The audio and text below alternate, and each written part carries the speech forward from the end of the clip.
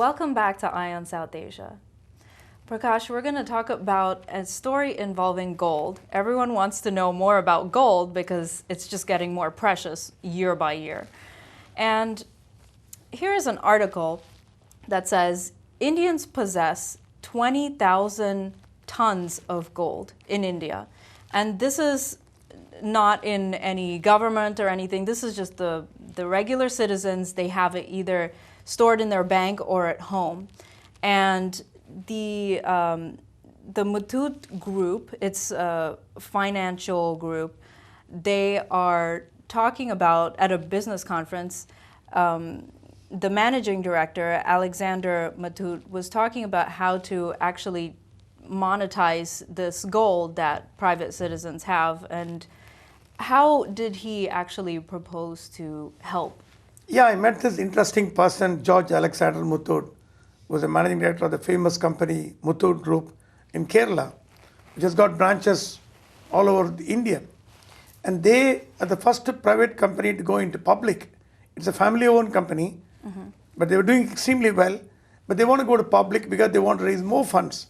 And when I talked to him, and also in the lecture, he was mentioning 20,000 tons of gold are lying with Indian women in form of jewels, in the form of gold, and that's not a productive income.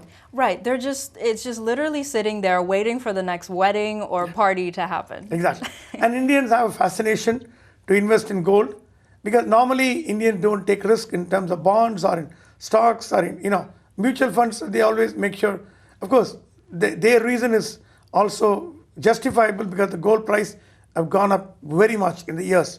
So what Mr. Muthoot was telling that they are giving loan and a very subsidized normal rate.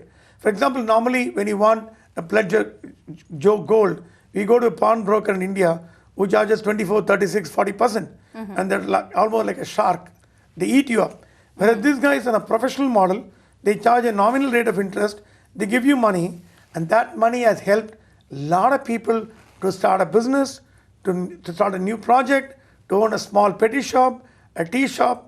So indirectly, this group has been spurning economic development, not only in Kerala, but in many parts of India, by utilizing the unutilized gold, which was lying in the locker, to come into the possession. Of course, whenever they pay the money, they're going to give it back. But you have a liquid cash in the form of gold, and that cash can be used to promote economic development of a particular region. In fact, he was giving a story of a woman who had about 100 sovereigns of gold, and she was always claiming she was very poor.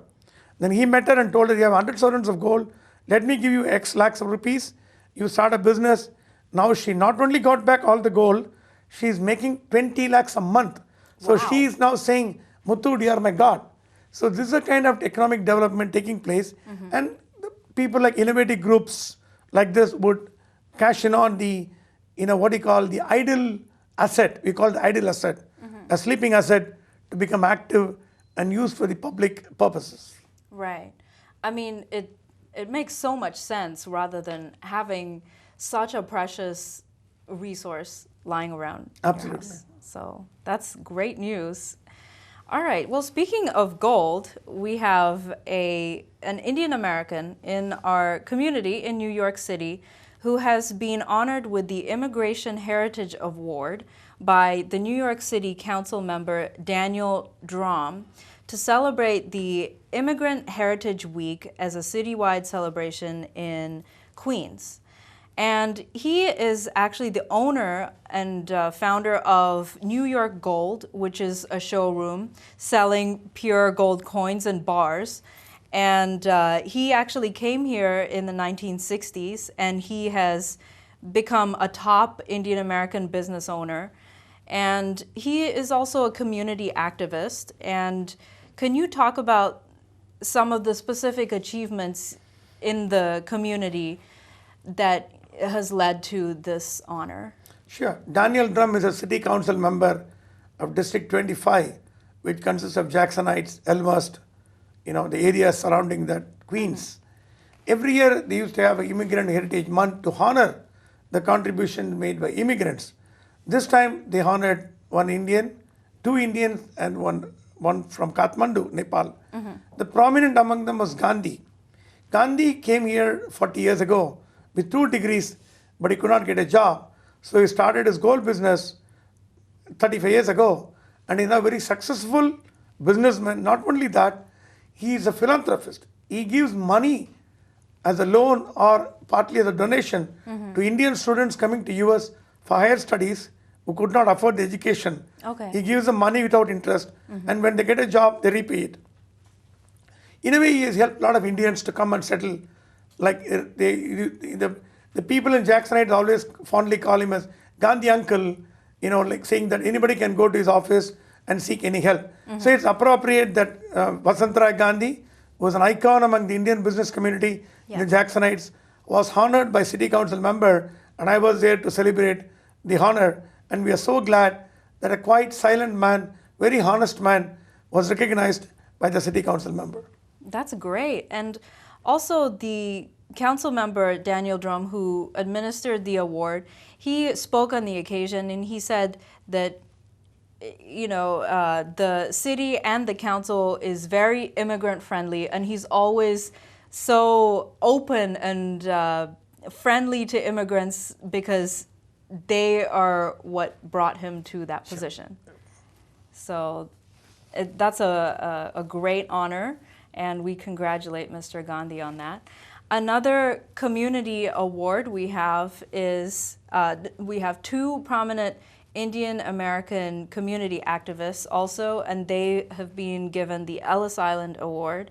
And this is Peter Beda and Ravi Boblapur.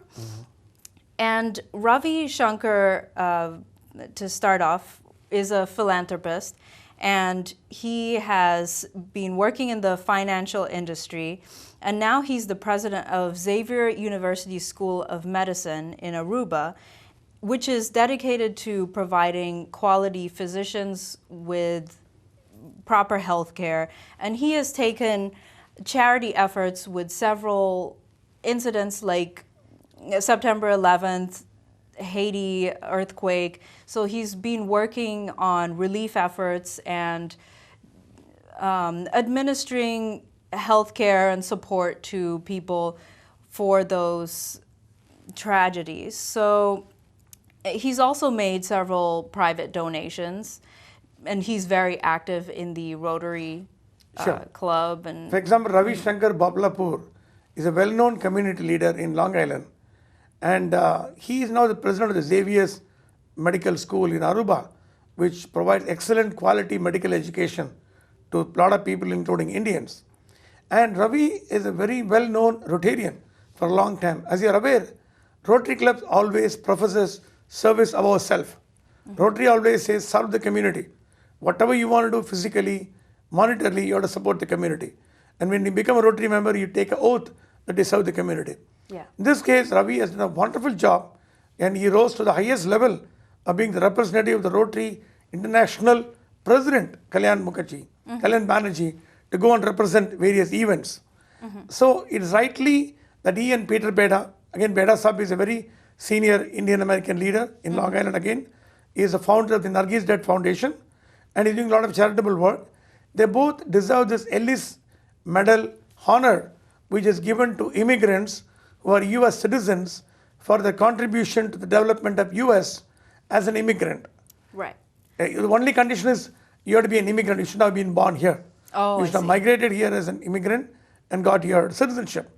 Every year they honor prominent, and that includes a lot of US presidents. So this time, the both awards from New York, particularly in Long Island, they're neighbors. Okay, yeah. So it shows that it's a time to celebrate Indian American community.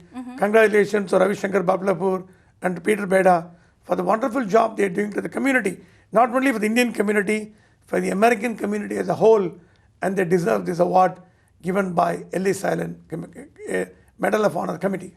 Absolutely, and it's great to see several awards coming and honors for immigrants and their contributions as well.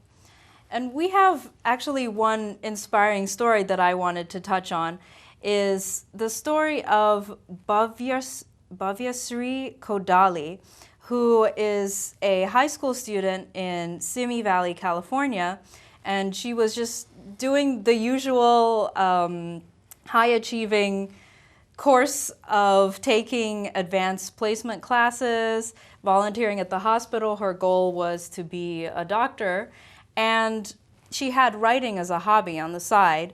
And she actually just wrote this novel in 3 months. It was called Vindictive, and now it has sold over 25,000 copies since January. And this book is about 3 friends whose curiosity unravels a dangerous secret behind a friend's death. And it's interesting because she actually says that the success of this book, it just inspires her to write a sequel and all that, but it hasn't made her lose focus in terms of getting her pre-med degree and those sorts of things. So this goes to show that Indian Americans can be, they can be successful in any field they choose, not just the medical field or in addition to the medical field. So congratulations to her as well. All right, so there is a story about Sahara, India, and they are making an unsolicited bid for the Landmark Plaza Hotel here in New York. And the Wall Street Journal has reported that they are offering $600 million for this hotel. And for the 230 rooms, they're offering $400 million, and then $200 million for the rest of the retail portion of the hotel. So this includes like the hotel's banquet hall, fitness center, and all these things. But the actual owners haven't gotten back to them yet.